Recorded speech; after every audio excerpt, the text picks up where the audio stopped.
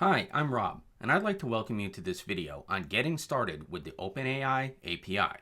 Before we jump in, I want to mention that I recently got a request from someone asking if I'd take a step back from the videos in this playlist, some of which use OpenAI models, and show how to get set up with OpenAI, use an API key to call models programmatically, and build a beginner-friendly demo app. So if you're interested in that, this video is for you.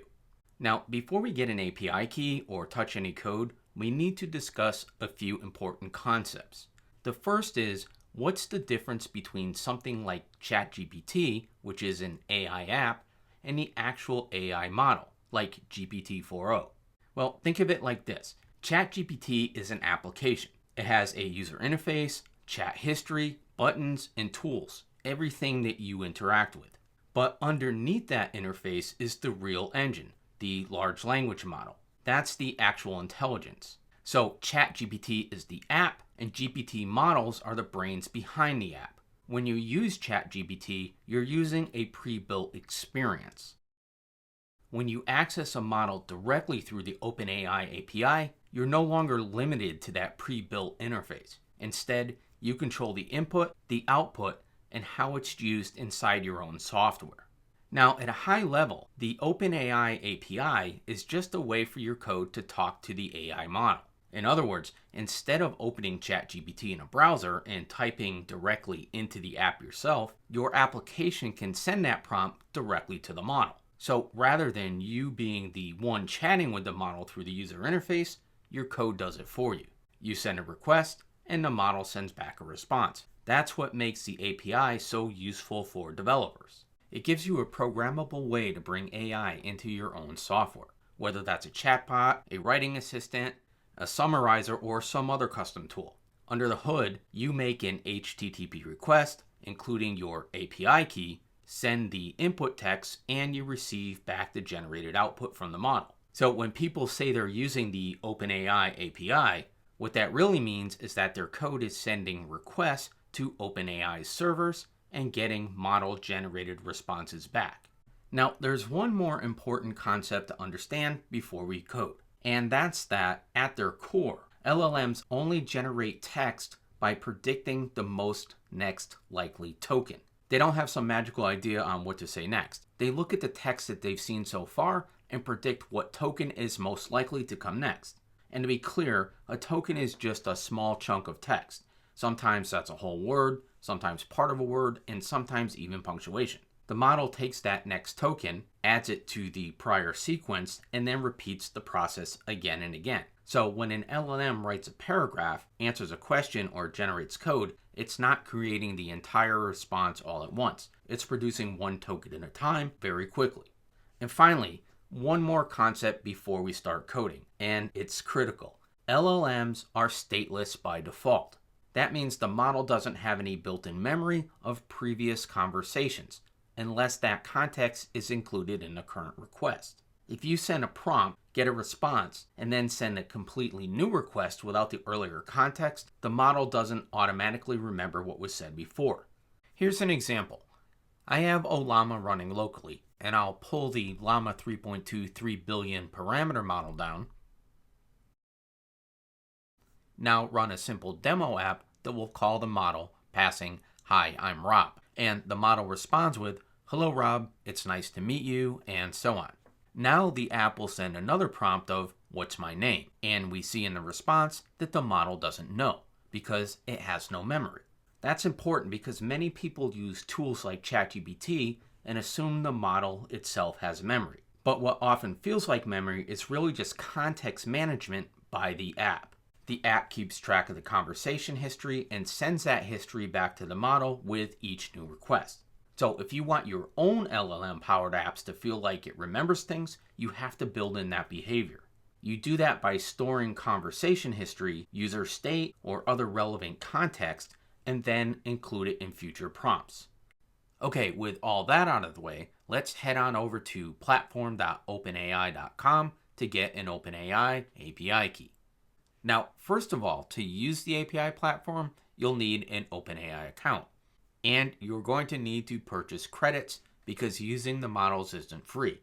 And we're only talking about $5 here to get started. which will last you quite a long time unless you're really beating on these models or using high-end models. And if we go to the OpenAI developers page and click on pricing, we see a breakdown of the model costs. And for the demos, I'll be using GPT-4o Mini, which is pretty reasonable. So head back over to the login page and create an account or log in. Go ahead and add credits and add payment details. And once that's set up, you can go to view usage to see your usage over time. Okay, now that you have your account and your credits added, go ahead and click on API keys and create a new secret key. And create secret key. Then go ahead and copy this off and keep it secure, because just like any other API key you're paying for, you don't want this getting out in the public domain. If for some reason you do expose this, you can always come back into the API keys dashboard, delete the API key, and create a new one. Now I'm going to go ahead and delete this because I'm not going to actually use this account for the demo. I have a different one with a different API key, but make sure that you save yours off and keep track of it. Now let's jump into an editor and start coding. So here in Cursor, I've gone ahead and launched the terminal in the project folder, created a new demo folder and changed into that, and now I can create a new virtual environment. Now I'm using the UV package manager, but feel free to use any environment or package manager you're comfortable with. If you don't have UV installed and want to give it a try, I'll add a link for you to install it for your operating system in the description below. Now in the new folder, I'll run UV init to scaffold a new Python project. Then create a .env file and create an OpenAI API key environment variable, which is where you'll paste your API key. So I'll go ahead and do that off screen and then close the file. Now if we jump over to the OpenAI developer docs and go into text generation, and change to Python, we see an example call using their responses API. And to use that, we'll need to jump back over in the cursor and execute the UV add OpenAI command to install the OpenAI Python package.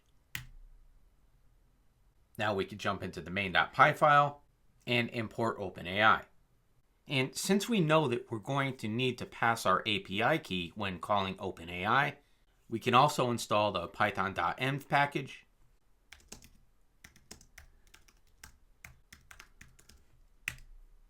Then import that as well. So from .env, we'll import load.env and then call the load.env function. And now we can create an instance of an OpenAI client by calling the OpenAI function. And because our .env file has a variable named OpenAI API key, it'll automatically read the value from that variable when instantiating the instance of the client. And now if we jump back into the OpenAI docs, we can copy the code from this example and paste it in. Now, one thing we want to do is change the model, which we said was going to be GPT-4o Mini. We'll keep the sample input text and then call create on responses, getting the response, and then printing its output text. So let's go ahead and save this and jump into the terminal and run the main.py file. And we see our response using our OpenAI API key to call the GPT-4o Mini model. Okay, now that this simple demo is working, I want to go ahead and refactor a few things. First, in the .env file, I want to create a model variable, and we'll set that equal to our OpenAI model. Then I'll create a variable to pull that value from the .env file. And for the client, we'll delete this line and add a function, which we'll call from main. And I'll move the input into a prompt variable. Then create a generate text function, which takes a client, a prompt, and the model. then calls create on the responses API, passing the model in the prompt to get the response and return the output text. So back in main, we'll replace this call with a call to the generate text function and then print the output. Now, instead of hard coding the prompt, let's create a function, then call it from main.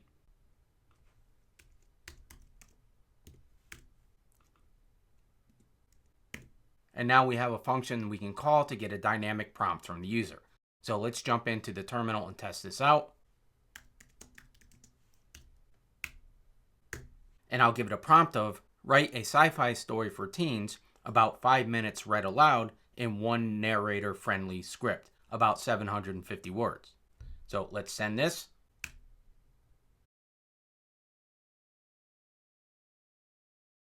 And we see the response. Now, in addition to generating the story content, I'd like the model to also generate a title for this story. And we can do that by refining our prompt.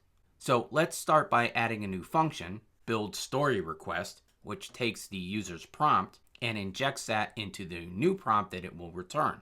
Then we'll call this new function from main after we get the user prompt and send that to the new function.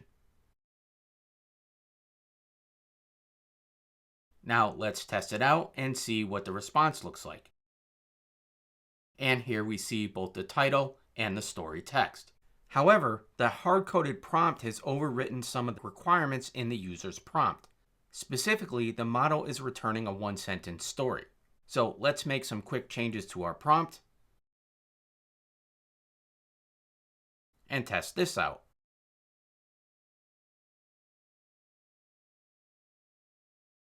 And that looks better. But that format isn't great if we want to call this from a UI and get a JSON object back. So let's make a few changes, starting with importing JSON. Then in the build story request function, we've modified the prompt text, but still inject the user prompt. And we've replaced the generate text function with a generate story JSON function, which takes the same parameters, but now includes a text property in the responses create call. And the value of the text property is a dictionary that defines the JSON schema of the response we want to get back. We see the schema is an object with title and story properties, which are strings and required. We'll still return the output text from the response, but we'll parse it into JSON. And we'll call the new function from main. Then print the response. So let's give this a test.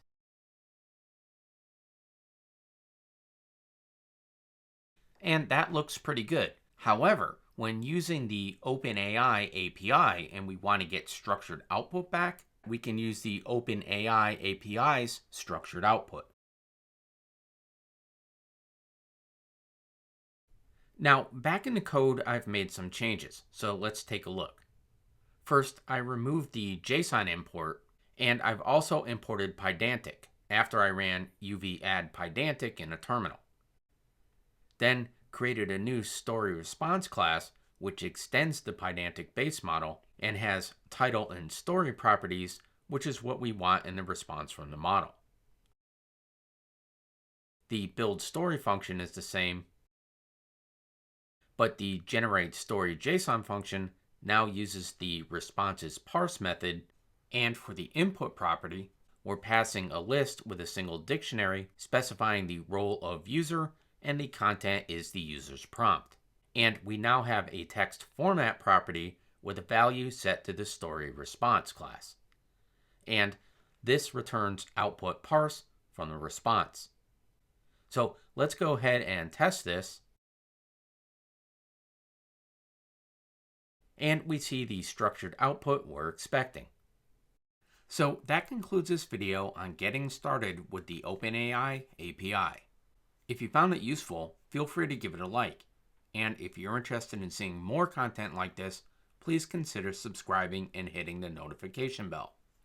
In the next video, we'll modify this app into an agentic workflow by making multiple calls to multiple models to generate a story synopsis title, description, and video thumbnail, in addition to the story content.